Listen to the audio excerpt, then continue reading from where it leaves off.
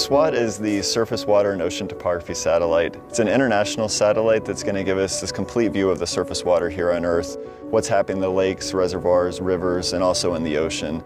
It'll tell us about how sea level is rising along coastlines and in the open ocean, and really give us a good understanding of how surface water is moving about the Earth.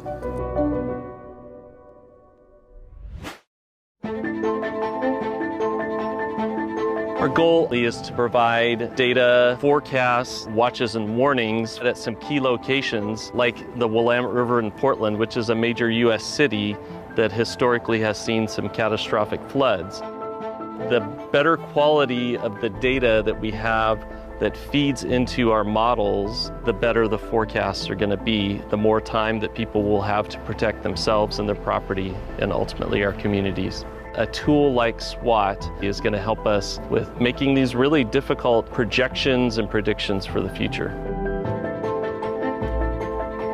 This is one of many reservoirs here in the Willamette Valley in Oregon. It is a human-made lake. It is a reservoir operated by the Army Corps of Engineers. The water managers here, they use weather prediction, they use hydrologic models, and the hope is that data like SWOT might be incorporated into those predictions to help them better understand this water body's filling and we don't want to overtop the dams, might want to start letting water out really quickly. They have to make a lot of complicated decisions. When you get a big storm event, we want to keep the communities safe in the best way that we can. So how do we best manage operation of these reservoirs in terms of putting water out downstream to prevent flooding at a larger scale? In lots of states, there are, hundreds, thousands of reservoirs, and many of those reservoirs don't have automated gauging available. And so these agencies have to kind of estimate how much water is in them and how that's changing. And with SWOT, they can just monitor that directly from space. For us in Alaska, we have many, many rivers, and only a few of them are measured, or as we say, gauged.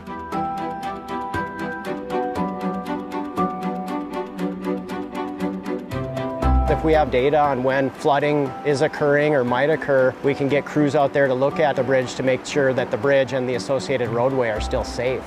If we can start collecting data on all rivers above a certain size remotely from satellites, it really opens up the amount of rivers that we can help understand what happens when they flood or how they flood. And that really improves our ability to manage our infrastructure and to design new infrastructure.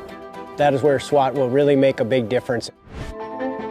One of the partners we're working with is the Department of Defense, and they're trying to fill gaps in the data that they have along the coastlines. Our military is obviously very concerned about what's happening on global scales, and they have installations across the globe. So SWOT will potentially provide an opportunity to fill in some of those gaps, allow them to make the impact assessments that they need for sea level rise in their facilities. So trying to understand and give them the information they need to plan for and then potentially adapt to these changes is really critically important. Coastal wetlands like the Mississippi River Delta are extremely important because it acts as a buffer between us and the threatening ocean.